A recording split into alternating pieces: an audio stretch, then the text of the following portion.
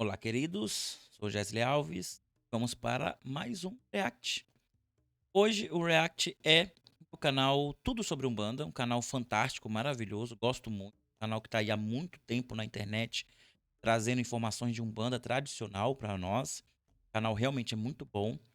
E nós vamos falar sobre o vídeo sobre o lado sombrio dos caboclos de Umbanda, que ninguém sabe, é uma polêmica. Então vamos ouvir nosso irmão. Questão também que eu queria falar, que muita gente não compreende, caboclo, caboclo dentro da Umbanda. Gente, por que a gente vê muito Exu? Por que a gente vê muita pombogira, mas pouco se vê caboclo? Caboclo de Oxóssi, o caboclo caçador, aquele que vem no terreiro e dá o seu brado, aquele que vem no terreiro e grita, que faz ali o sinal de flecha. Alguém já parou para se perguntar o porquê que a gente vê mais Exu e não vê um caboclo? Porque até então o caboclo ele é considerado um dos mentores da Umbanda. Porque caboclo oferece cura. E que Pombogira e Exu oferecem coisas materiais. Ou pelo menos as pessoas imaginam que é isso que eles realmente estão oferecendo, o que não é verdade. Exu e Pombogira oferecem muito mais do que somente coisas materiais, um caminho aberto. Mas infelizmente é o que está no popular das pessoas. Então, se você vai fazer uma roda de caboclo, as pessoas não vêm no terreiro. Se você vai fazer uma roda de Exu e Pombogira, oxe, lota, lota. A gente não vê. Alguém já parou para imaginar qual que é o sentido disso? O porquê que isso acontece? Pessoal, eu vou até fazer um vídeo explicando para vocês sobre isso, mas caboclo de Oxóssi é a energia mais pesada que tem dentro da Umbanda. Ó, presta atenção no que eu tô falando, ó. Presta atenção. Caboclo é a energia mais densa e mais pesada que tem dentro de um terreiro. É o caboclo. Não é o Exu, não, viu? Não é a pombogira, não. Se vocês acham que o Exu é denso, se vocês acham que Exu é pesado, é porque você não sentiu a real energia de um caboclo. Porque a energia de um caboclo é totalmente densa. Só vou dar um resuminho aqui para vocês básico. Um Exu, em vida, ele era uma pessoa urbana. Ou seja, ele vivia na cidade. Então, o Exu ele conhece você. O Exu ele sabe dos seus costumes. Ele conhece a sua cultura. Ele sabe o que você faz. Então, ele consegue igualar a energia dele meio que similar à nossa. Mas e o caboclo? E o caboclo? E o índio? Esse aí, esse aí não é urbano. Essa entidade, ela não é urbana. A entidade, esse caboclo, ele é do mato. Ele tá falando é muito coerente, mas não é só isso. Existe sim as entidades que são mais indígenas, são mais nativos, mas existem os próprios caboclos. Caboclo, ele é um mestiço entre indígena, europeu ou indígena e africano, ou descendente de africano. Então, assim, o caboclo da Umbanda, ele é um mestiço. Dentre esses mestiços, há sim algumas manifestações que são mais brutas, por causa que são entidades mais antigas, entidades mais ligadas aos indígenas, quando não o próprio espírito indígena. Isso vai de acordo com o próprio médio. Se o médio tem mais ligação com a cultura indígena, então provavelmente, se ele é um descendente, se ele tem ancestrais ali, ele vai conseguir acessar essa raiz ancestral indígena para trazer um ancestral daquele período. Mas se não, é um mestiço. Então, assim, tem muitas variantes. E dentre a linha de caboclo, né, que é a linha de Tupã, nós temos 7 classificações. O caboclo é uma delas. Tem caboclo, tem pajé, tem xamã, tem cacique, tem curumim, tem os próprios Eru, que os Erus também são bem densos por causa da energia que é muito semelhante aos dos compadres e das comadres. Eu diria que a energia de caboclo, ela não é densa, ela é potente. É uma explosão muito forte, porque ele não trabalha com uma energia que ela chega na densidade dos compadres, das comadres, porque não é energia negativa. Exu e Pombogira trabalha com energia negativa natural. que são energias negativas boas, que eles conseguem trabalhar, manipular para trazer alguma coisa benéfica. Os caboclos não trabalham com essas energias, a não ser o Eru. O Eru trabalha. Só para vocês terem uma ideia, o Eru é como se fosse o preto velho quimbandeiro, e que trabalha com energias negativas também. Então, o Eru é dessa classificação. Mas tem os outros. Eles vão trabalhando segundo as suas próprias energias. E o que eu percebo, como eu vim da Angola, e eu tive essa experiência também, no Samba Angola, eles fazem a incorporação dos caboclos nativos, que são os indígenas nativos. E lá sim a incorporação é muito mais forte, e aí sim nós podemos considerar uma incorporação densa. Mas porque eles estão fazendo evocação ancestral, que é muito diferente da evocação que nós fazemos na Umbanda. Então, assim, concordo, ao mesmo tempo tem que acrescentar mais coisa para trazer mais lucidez sobre a linha dos caboclos em si. Eu não considero denso, eu considero uma potência. E realmente, caboclo de verdade em terra faz um impacto danado na gira. Ele é do mato, ele é pesado, ele é da floresta. Ele não brinca. Caboclo não brinca. Caboclo ele não tá nem aí, ó. Ele que tá de fora, ele se preocupa com a aldeia. O caboclo ele mata porque ele caça. O caboclo ele mata porque ele caça. Caboclo, presta bastante atenção que eu vou falar pra vocês. Olha o que eu vou falar pra vocês. O caboclo quando dá o seu brado, nem sempre é sinal de coisa boa. O caboclo quando ele vem no terreiro, faz o sinal de flecha, nem sempre é coisa boa. Caboclo é a energia mais densa e mais pesada dentro do terreiro. Faz lembrar que no passado as pessoas respeitavam bastante caboclo, né? Terra. Eu lembro quando tinha algum problema assim a resolver, chamava os caboclos para resolver. E até problemas sociais. Ah, é marido batendo na mulher, chama o caboclo. Não tinha esse negócio de chamar Exu, não. Exu era o Auê Auê. Era caboclo, caboclo que resolvia. Caboclo que trazia a ordem. Respeitavam mais. Mas o caboclo também ele é social. É bem sociável.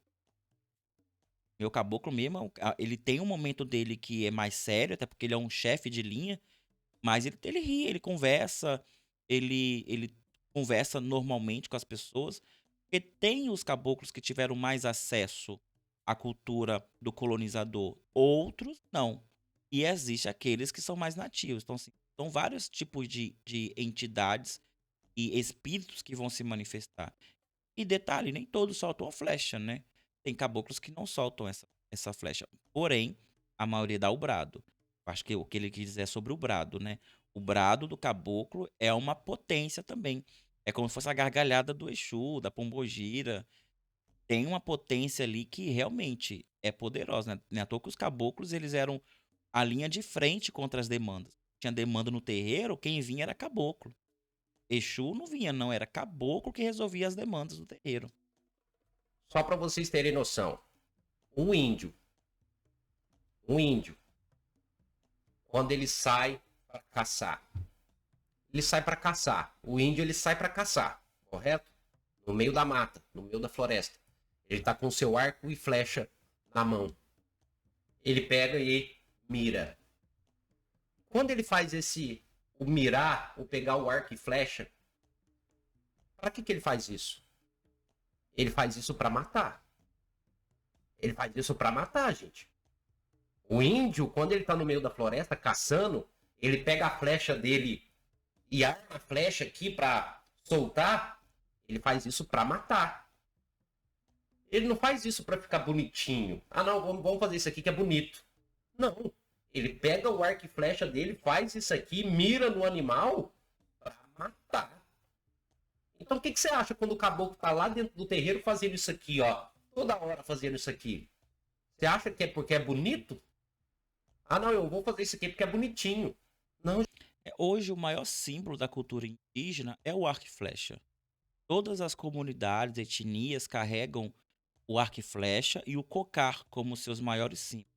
Mas o arco e flecha é ainda mais, porque nem todas as etnias indígenas utilizam cocares. utilizam outras coisas, inclusive chapéu de palha, tá? É, mas o propósito da caça do indígena é para se alimentar. O arco e a flecha vai ser utilizado para defender seu território? Vai. Vai sim, se for preciso. Mas é para defender. O ato não é maligno ao ponto assim, eu vou matar porque eu quero matar. Não, ele vai caçar para sustentar a sua aldeia. E a caça que o indígena faz, ela é super ecológica. E assim, até a FUNAI fica abismada com isso, porque nunca houve nenhum tipo de animal que foi extinto por causa da caça dos indígenas. Ao contrário, eles caçam menos e pescam mais. Eles sempre fizeram suas aldeias próximo de rios justamente por causa da abundância de peixes. Então a caça, ela é propícia, principalmente, pelo menos era assim mais antigamente, hoje menos, porque as reservas estão cada vez menores. Então a caça era feita geralmente antes de um grande confronto, antes de uma guerra, antes de um festival, para que aquela comida conseguisse abastecer todo mundo, em vez do peixe. Mas no dia a dia, geralmente é pesca ou a própria agricultura que eles promovem em suas aldeias. A caça ela é um evento esportivo, as Olimpíadas indígenas espalhadas por todo o Brasil. Se não me engano, as Olimpíadas de 2015, 2005 ou 2015, e vieram indígenas nativos do mundo inteiro aqui para o Brasil. Foi lindíssimo, tem aí no YouTube. Então, assim, é um grande símbolo. Então, a espiritualidade, ela traz esse símbolo com ela também. Nem sempre, quando o caboclo solta a flecha, é para fazer alguma. É só um símbolo. É só o símbolo. Tem vezes, sim, que ele vai fazer esse gesto para simbolizar um ataque energético, espiritual, aquela demanda ou aquele espírito que está vindo atacar alguém no terreiro. Perfeito. Mas nem sempre. Como a gente também utiliza na aldeia o arco e flecha para poder fazer esporte, né? Então, assim, a gente tem que parar e comparar a cultura, sim, mas saber também as nuances, detalhes mais aprofundados, porque o arco e flecha é um símbolo muito poderoso dos povos indígenas. Tanto que é guardado por lei. E os indígenas eles podem andar com arco e flecha e não é considerado arma branca, porque pertence à cultura deles. Gente, o caboclo ele é do mato. Ele é da selva. Ele não vai fazer isso aqui à toa, não. Será que ele vai ficar lá esticando a mão e à toa? Eu tenho que te corrigir, meu irmão, porque os indígenas, nós que somos da cidade, nós vemos eles como se fosse do mato, né? Mas não, eles sempre foram uma sociedade. Sempre foram uma sociedade. Uma sociedade inclusa na floresta. Diferente de nós que excluímos a floresta da nossa sociedade, o indígena, ele vive em harmonia com a floresta, mas ele não deixa de ser uma sociedade. Nós temos indígenas no Brasil que descendem dos maias, dos astecas, que frequentava as estradas Tupinambá, que cruzam o Brasil do leste a oeste. Se você for seguir as estradas originais deles, iam até as grandes cidades dos maias, dos astecas, e havia contato com esse povo. Os jesuítas, quando vieram aqui, eles fizeram as rodovias pensando nas rotas dos indígenas, porque eram rotas muito propícias para chegar muito rápido de um canto ao outro. A sociedade indígena, ela era uma sociedade muito sofisticada para o seu tempo. O problema é que o colonizador chegou aqui mais sofisticado ainda, portando arma de fogo. Se não fosse as armas de fogo, eu tenho certeza que nós não teríamos sido invadidos pelos europeus, porque a sociedade indígena, todas elas ali, salve algumas que preferiam ficar realmente mais reclusos na mata fechada, mas em sua maioria eles tinham acessos, porque era uma sociedade inteligente. Não é à toa que ela se funde muito bem com a colônia. Você vê que o Brasil ele é indígena, porque o indígena ele se fundiu muito bem com a cultura do preto e com a cultura do europeu que colonizaram isso aqui. Entende? Então, assim, a ideia de um indígena, de um caboclo só vivendo no mato, É um estereótipo que o colonizador nos passa para fazer o quê? Desprezar essa cultura, desprezar esse povo. Ah, é tudo bem, é só um índio que vive no mato. Não, ele não vive no mato. Ele tem uma sociedade. E é uma sociedade muito complexa. A língua própria, a língua tupi, por exemplo, é uma língua super complexa. Existe um dicionário, o primeiro dicionário tupi é um dicionário extremamente complexo. É uma língua riquíssima. Então, cultura, sociedade, religião, tudo, eles tinham tudo que formava uma sociedade. Só que não era o suficiente para o europeu respeitar. E aí eles plantam essa ideia de que o caboclo, que o índio, que o indígena, ele é do mato. E se ele é do mato, é no mato que ele tem que viver. E é por isso que nós, da comunidade indígena, nós temos muita dificuldade de acessar coisas na cidade. Porque quando o indígena compra um celular, mas você não é mais indígena. Você tem um celular. Ué, mas por que eu não posso ter um celular? Eu tenho que ficar lá no mato para sempre? Como se ele fosse um animal? Entende? Então, assim, é um problema de colonização isso aí. É um pensamento de colonização. E os caboclos, eles são tão sofisticados que eles, junto com o povo banto, fundam a maior religião afro-ameríndia brasileira, que é a Umbanda. Essa mesma ideia do caboclo, não só a Umbanda, né? O próprio Vale do Amanhecer também tem como patrono um indígena e muitas outras coisas. A cultura indígena, a história do povo indígena, ela é apagada, assim como a história do preto também é apagada aqui no Brasil, para só ficar registrado o que, que o colonizador quer que você entenda sobre esse povo. Porque a partir do momento que você entender que ele é igual a você, você passa a se importar. Entende? Então, assim, é um discurso que a gente não pode ficar reproduzindo dessa forma, que só atrasa a luta dos indígenas que estão vivos hoje, lutando pelas suas terras, pela sua cultura, mas estão sendo mortos pelos fazendeiros que querem invadir as suas terras para poder expandir os seus negócios. Então é muito triste, a gente não se importa com eles por quê? Eles têm que ficar no mato. É muito complicado esse discurso. Você tá enganado, não. O caboclo ele vai fazer isso aqui, ó. Ele tá pra matar. E olha como é incrível isso aí. Porque se você assistir, tem um vídeo do Eduardo Bueno que conta a história do Rio Grande do Sul, dos gaúchos. Procura aí que é muito bom o canal do Eduardo Bueno. Ele é um repórter, mas ele faz muitos livros de história e é muito interessante. E ele conta a história justamente dos indígenas que moravam no Rio Grande do Sul na época, né? Quando os colonizadores chegaram lá. E eles tiveram que combater aqueles indígenas porque eles eram fortes. Eles andavam a cavalos, eles batalhavam a cavalo, tipo aqueles os moicanos lá do América do Norte. Eles eram daquele jeito, eram homens valentes. Eles não conseguiram vencer os indígenas. O que eles fizeram? Incorporaram.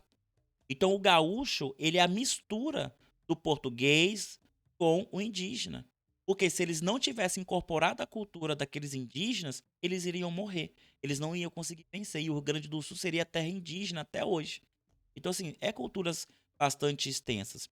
Aqui no Espírito Santo também nós tivemos os bocotudos, que é até um nome que o próprio português dá para esses indígenas, que eram indígenas que consumiam carne humana. Eles tinham um aspecto mais grotesco mesmo, mais animalesco, bestial, de serem indígenas.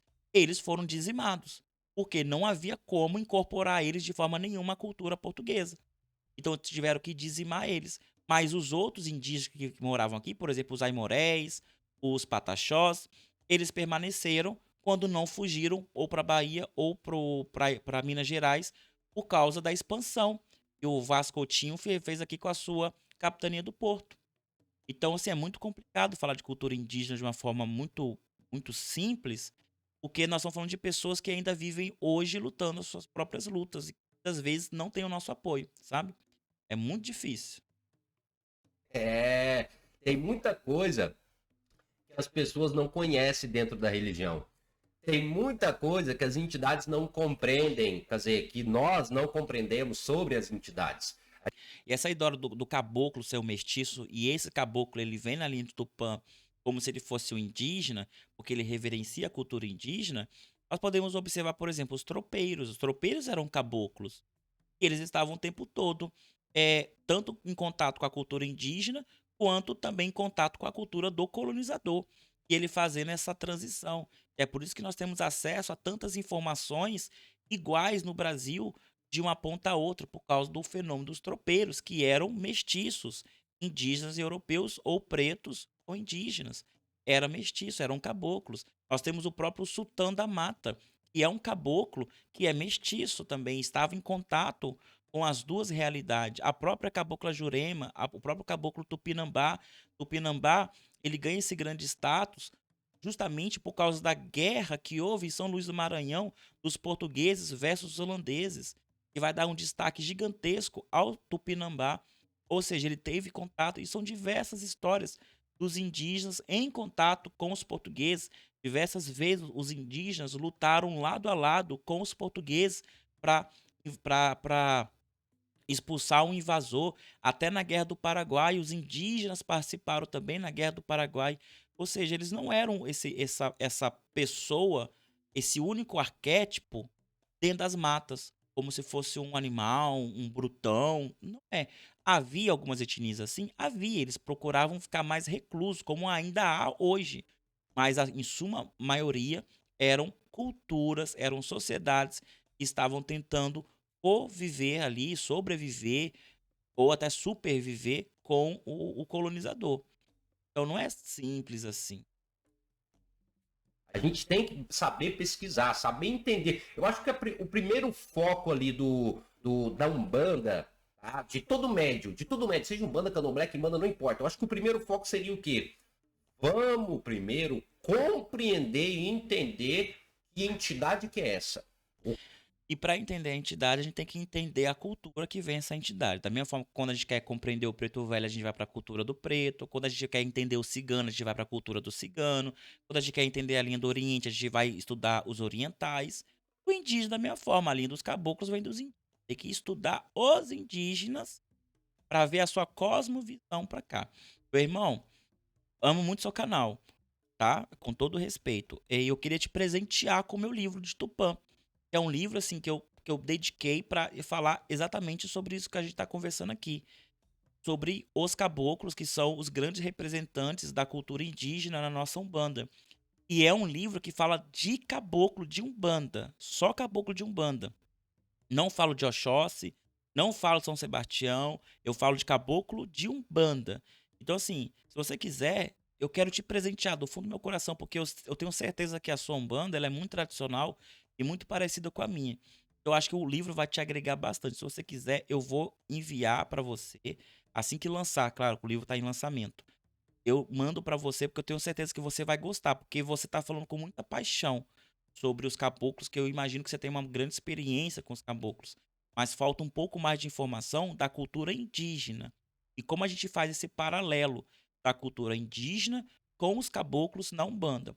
No livro eu não falo sobre a cultura indígena por si só, mas sim esse paralelo. Por que os indígenas falam disso e os caboclos falam disso também? Então eu faço essa chamada. E é um livro gigantesco. Eu tenho certeza que você vai gostar. Se você quiser, eu vou mandar de presente para você, que tenho certeza que vai agregar muito para você. O que que ela é? O que que essa entidade é? O que que ela faz? O que que ela era em terra?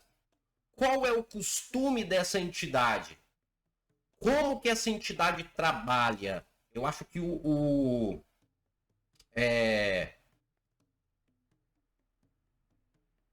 Marcos pediu para me tomar cuidado com as palavras. Depois vai ter gente que vai cortar esse vídeo aqui e vai espalhar. Vai cortar só na hora que eu falei que o caboclo veio para matar, né? Mas isso infelizmente, isso é algo que existe, né, nas mídias. É algo que existe dentro das redes sociais. É você falar uma coisa e as pessoas distorcerem. Mas eu não acho isso grave, não, porque os próprios caboclos falam. Ele atirou no que viu, matou o que não viu. Matar faz parte da cultura, sim. Não tem problema isso. O problema é a fantasia, né? Que as pessoas querem colocar o caboclo também como o xamã místico da floresta, tal, somente nesse lado. Acho problemático também essa parte. Eu acho que a gente tem que humanizar mais a entidade. O senhor tá super certo. Humanizar mais e compreender mais da cultura da entidade, da onde ela veio, pra gente compreender mais como ela trabalha. E é justamente isso. Essas coisas fazem parte da cultura do indígena. Então, o caboclo vai absorver bastante disso também. Vai reproduzir. Isso aí é o que existe. Isso aí Se tiver alguém que vai pegar aí um pedaço do vídeo, vai sair divulgando para distorcer, eu só posso falar uma coisa. Só lamento, né? Porque aí o negócio é o seguinte: distorcer uma conversa, entra no canal e vai compreender, vai entender mais. Axé, pessoal, axé. Pessoal, isso aí foi um corte de uma live que a gente fez, vocês perceberam, né? Foi um corte de uma live que a gente fez e agora eu vou explicar um pouquinho para vocês antes que as pessoas saem deduzindo aí alguma coisa e meio que interpretando tudo de forma errada, porque infelizmente aqui nas mídias, nas redes sociais, o que tem de gente para distorcer as nossas palavras são muitas, né? Ou seja, os famosos haters, né? Então tem muito, então aqui eu vou estar explicando um pouquinho para vocês sobre o assunto. Primeiramente, a gente está falando de caboclo, né? Caboclo, que é uma entidade que trabalha dentro da Umbanda, uma entidade que contém ainda muito mistério e poucos, infelizmente, compreendem a fundo a energia, né, desta grande linha de trabalho dentro da Umbanda. E como foi dito para vocês, pessoal, parece ser um pouco pesado o que foi dito, mas é a pura realidade, tá? Porque quando um caboclo ele tá na mata caçando, né, a gente vai tirar exemplo de um índio, né, que estivesse vivendo ali no meio da mata, né? A gente pode tirar esse exemplo de um índio que estivesse no meio da mata e ali é o local dele de sobrevivência, né? Só para vocês terem noção que dentro de uma tribo nem todos os índios utilizam o arco e flecha. Aqueles índios que utilizam o arco e flecha somente são índios caçadores. É claro que hoje em dia, aqui no Brasil, nós temos sim índios, tá? Temos várias regiões do Brasil onde tem indígenas, enfim.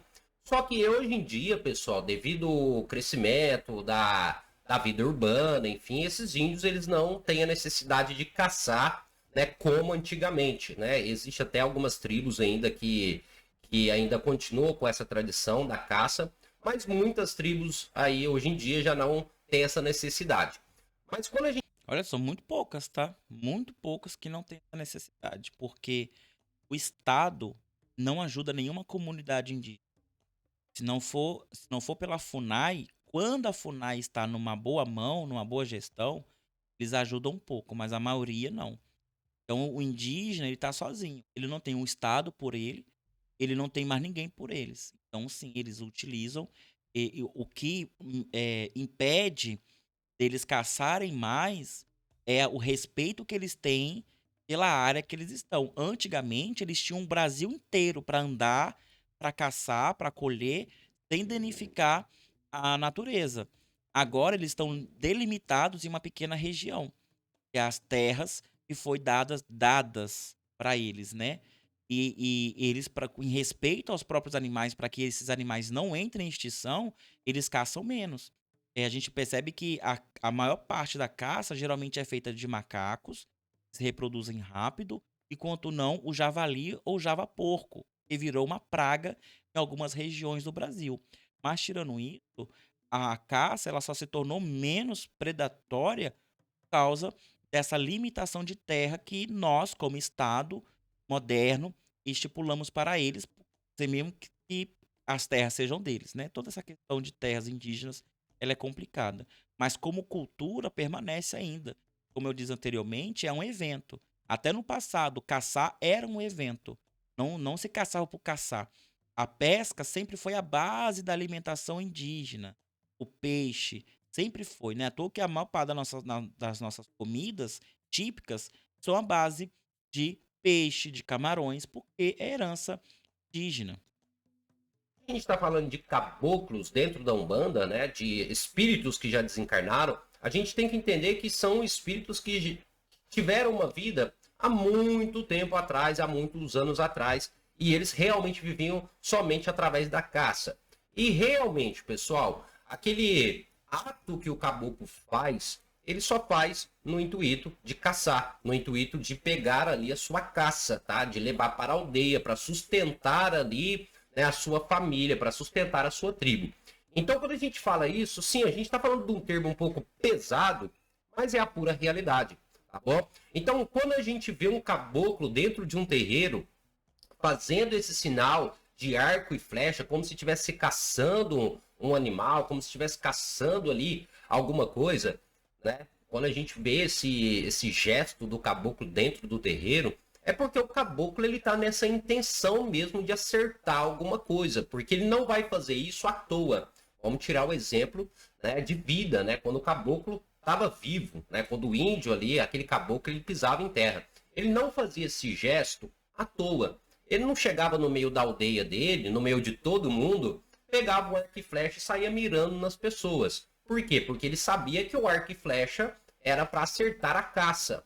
Então ele não fazia isso à toa ali só para ficar bonito perante os outros índios. Não, ele fazia isso com esse propósito. E dentro dos terreiros, o que muitas pessoas não compreendem é que quando o caboclo faz isso, ele também está fazendo isso com um propósito. E esse propósito é acertar algo, tá? Aí podemos deduzir de várias formas. Ali ele pode estar acertando um egum, ele pode estar afastando um espírito trevoso, ou sim, ele pode estar acertando alguém que às vezes ali não foi dentro da lei do caboclo. Deixando bem claro, tá bom? Tá bom, pessoal? Deixando bem claro. A lei de caboclo, ela é rígida, ela é muito rígida. Por isso que a maioria das pessoas fala muito de Exu, fala muito de Pombogira, mas não fala de caboclo. A lei de caboclo, ela é muito rígida. Caboclo tem um modo de viver e uns costumes, que é o costume do mato, é o costume da selva. Tá? Então é rígido, porque ali você tem que saber lidar com a mata e tudo para sobreviver. Tá? Okay? Ali você não vai ter um companheiro, ali você não vai ter ninguém, é você e a mata. Então, Não, aí parece que o caboclo, o indígena, ele é ermitão. Não, sempre viveram muito bem, sempre viveram muito bem. O indígena, ele passa a viver mal a partir da colonização. É quando as suas terras começam a ser invadidas e seu povo atacado sem motivo nenhum. Sempre viveram muito bem, muito bem. E algumas comunidades mais fechadas, por exemplo, o Vale do Xingu, eles vivem bem. Eles vivem bem. Tem alguns problemas, como tem em qualquer outra região independente. Como tem problema em Dubai, vai ter problema também no Alto Xingu. Não tem problema. Essas coisas sempre vai ter. Mas viver dessa forma não vivia. Sempre indígena, sempre vive em comunidade. Como você falou lá no começo, ele vem para defender a sua aldeia. É a aldeia, é a família. Todo mundo dentro de uma aldeia é filho de todo mundo. Todo mundo na aldeia é pai de todo mundo. Todo mundo na aldeia compartilha de. É à toa que sempre houve uma casa única para todos. Só separava a casa de reza. A casa de reza onde o pajé ficava e ficavam os doentes. O resto era tudo compartilhado. Uma sociedade muito socialista, por sinal, onde tudo é compartilhado, tudo é feito para a comunidade por si só. E todos os atos é pela comunidade. E até hoje é assim. Até hoje é assim. Então o caboclo ele traz muito essa questão da união. Então quando ele vê alguma coisa que vai quebrar essa união, ele quer mandar fora. Aí pode ser um encosto, um quiumba, um obsessor, um cuburucum, um zombeteiro, seja o que for. Pode ser até uma pessoa encarnada que seja mau caráter. Ele, caboclo, vai mandar essa pessoa embora também. Então, mas essa ideia do ermitão é complicado. Não é assim, não. o caboclo ele é rígido na sua conduta. Por isso que é uma das entidades mais densas e pesadas na Umbanda. Agora, Patrick, quando o caboclo faz isso, ele faz para acertar. As pessoas não compreendem, mas o fato é esse, a realidade é essa. Por isso que não é muito legal quando o caboclo chega, ele ficar toda vez fazendo arco e flecha dentro do terreiro, tá? Porque ele está tentando acertar alguém ou ele está acertando alguém, não é bacana. Mas o caboclo ele dá o seu brado. E o seu brado? Porque ele estica a mão e dá o brado. E aí, qual seria o motivo dessa posição desse brado? Vamos lá. Primeiramente, tá? O caboclo, ele dá o seu brado para mostrar que ele está ali, para mostrar que ele chegou, ou seja, para mostrar a sua presença. Então o brado a gente sabe já, a gente já entende que quando ele dá esse grito, né, esse brado, é para mostrar sua presença, para mostrar sua força, enfim. Porém, o movimento da mão é diferente no momento do seu brado. Por isso que eu falo, vamos compreender, estudar sobre a entidade primeiro, antes de você até mesmo sair trabalhando com a entidade, né, e não deixar o seu mental passar na frente no momento da incorporação. Quando o caboclo ele dá o seu brado, ele não faz o movimento de arco e flecha. tá? Não. Ele coloca uma mão para trás e levanta a outra. Isso é um sinal de respeito, tá? E é um sinal de presença, tá? Então ele não está fazendo a posição do arco e flecha, ele não está fazendo isso aqui, ó.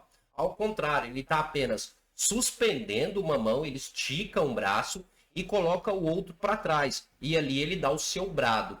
E por que ele faz esse movimento ao invés de fazer o arco e flecha? O arco e flecha, quando ele faz isso, ele faz para caçar. Ele faz para acertar alguém. Quando ele levanta a mão e coloca uma para trás, ele está mostrando que ele está ali para paz. Que ele não está ali para demanda, ele não está ali para brigar, ele não está ali para discutir, ele não está ali para dar bronca em ninguém, ele está ali em paz. Então ele dá o seu brado, faz esse movimento para mostrar para todos que estão ao redor que ele chegou. Para mostrar para todos ao redor que ele é da paz. Que ele não veio ali para caçar, ele não veio ali para acertar ninguém, ele não veio ali para brigar, ele veio apenas para trabalhar, para conversar, para dar os seus passos. Antigamente, algumas tribos, alguns caboclos, quando eles iam caçar, presta bastante atenção, eles caçavam em outras regiões, aonde outras tribos predominavam. Um exemplo, um caboclo ele faz parte dessa tribo aqui. Só que na região onde a tribo dele está residindo, não tem mais caça. Ou seja, a caça ali está bem escassa. Então esse mesmo caboclo ele vai precisar partir para uma outra região para poder caçar, para poder alimentar a sua tribo, ok? Só que o que acontece? Em outra região tem outra tribo. Então é a outra tribo que manda naquela área. É a outra tribo que comanda ali. Só que o caboclo ele precisa ir lá para caçar, porque senão a tribo dele vai passar fome. Então ele chega naquela outra região.